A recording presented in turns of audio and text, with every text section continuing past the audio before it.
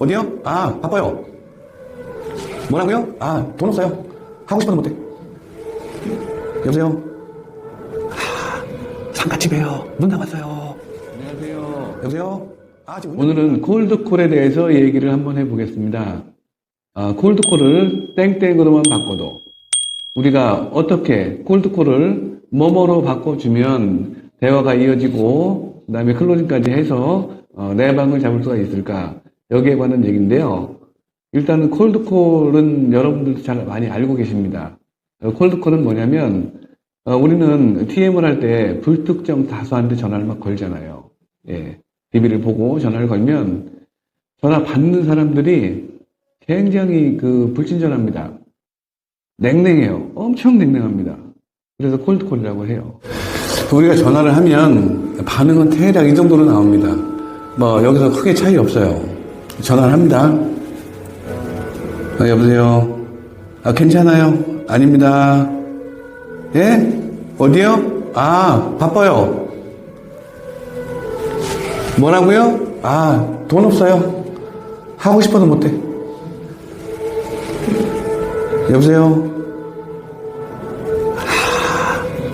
상가집이에요. 문 닫았어요. 여보세요?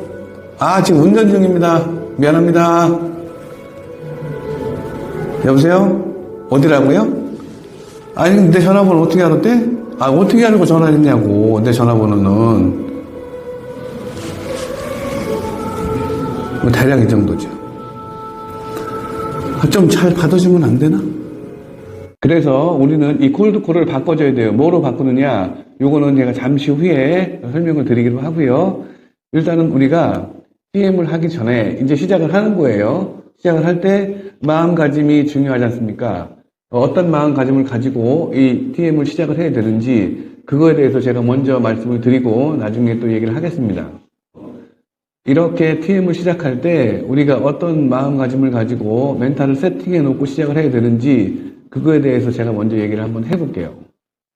우리가 TM을 하게 되면 보통 상대방은 뭘 하고 있는지도 모르는 상태에서 전화를 하잖아요. 어떤 상태에서 전화를 받는지를 모르기 때문에 굉장히 미안한 마음도 있어요. 그리고 그쪽에서 되게 불편할 수도 있겠다, 이런 생각을 할 수 있습니다. 당연한 거죠. 그런데 우리가 이런 생각을 좀 바꿔야 됩니다.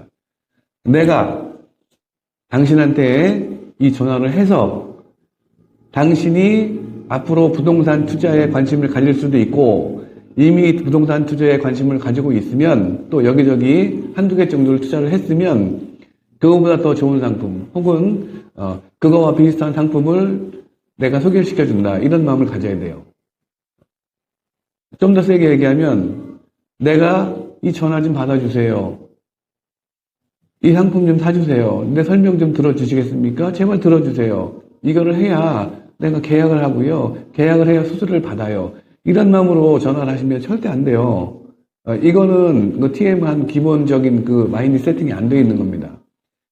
어떻게 되냐면, 내가 당신한테 이 전화를 했는데 내 전화를 받아서 내 설명을 듣고 그 다음에 나를 만나서 계약을 하게 되면 손님은 나를 굉장히 고마워하게 될 것입니다. 왜냐하면 나는 누가 봐도 굉장히 좋은 부동산 상품을 팔고 있고, 이거를 내가 홍보를 하기 때문에 나 안 만났으면 이렇게 좋은 상품 만날 수 없어요.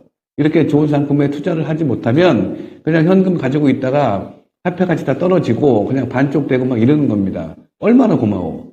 몇 년 지나면 시세차익도 보고 그동안에는 월세 계속 들어오고, 그렇죠? 이렇게 좋은 상품을 내가 소개를 하는 거다. 그러니까 나한테 고마워하세요. 고마워해야 돼. 이런 마음으로 좀 당당하게 나가야 됩니다. 굳이 갑을 관계를 따져보자면 나는 물건을 파는 을이 아니고 좋은 제품을 소개시켜주는 갑이다. 나 만난 거를 고맙게 생각해야 돼. 너무 감사하게 생각을 해야 된다. 이런 마음으로 시작을 하셔야 돼요. 그래도 힘든데. 자, 그러면 여기서 우리가 콜드콜을 뭐로 바꿔줘야 될까요? 정답은 웜콜이죠. 차가운 전화, 차가운 콜드콜을 따뜻한 전화로 바꿔줘야 됩니다.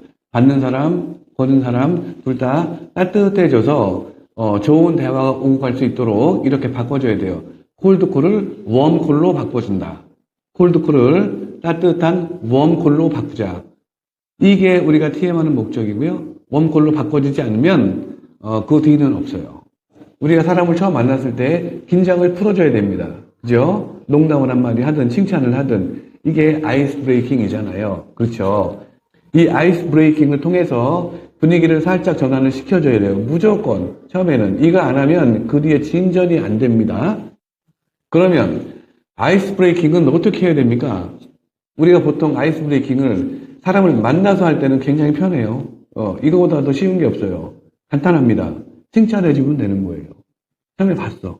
인사를 했지요. 그러면 날씨 얘기도 좋고요. 교통 얘기도 좋고 어떤 여자분이 나오셨는데 스카프를 하고 나왔어요. 스카프를. 근데 굉장히 잘 어울린다고 느꼈어, 내가. 그러면 사모님 스카프 평소에도 잘하고 다니시나요? 스카프가 굉장히 잘 어울리세요. 색감 되게 좋은데요? 한마디 던져주는 거죠.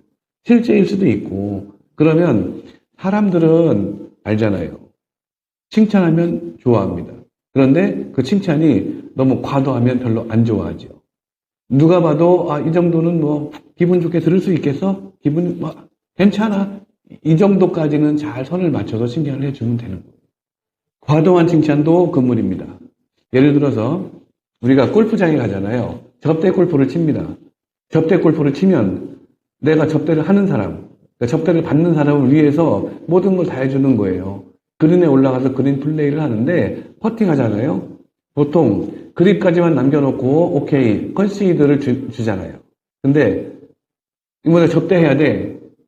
이 사람은 웬만큼 치거든요. 근데 한 2m 남았어. 홀까지. 근데 막 컨시드 오케이 너무 좋아요. 너무 잘 치셨어요. 막 이러잖아요. 그럼 접대 받는 사람 기분 나빠져요. 장난쳐? 이렇게 되거든요. 그래서 칭찬도 적당히 기분 안 나쁠 정도로 이렇게 하시면 되는 거예요. 이렇게 아이스 브레이킹을 하면 분위기가 좀 녹잖아요. 서로가 마음이 좀 편해집니다. 피식 한번 웃을 수도 있고 이렇게 되고 나면 그 뒤부터는 미러 앤 매칭을 하잖아요. 미러 앤 매칭으로 좀 더 가까워지는 겁니다. 그런데 우리는 사람을 만날 수가 없어요. 전화잖아. 전화로는 우리가 알 수 있는 게 그 사람 목소리밖에 없어요.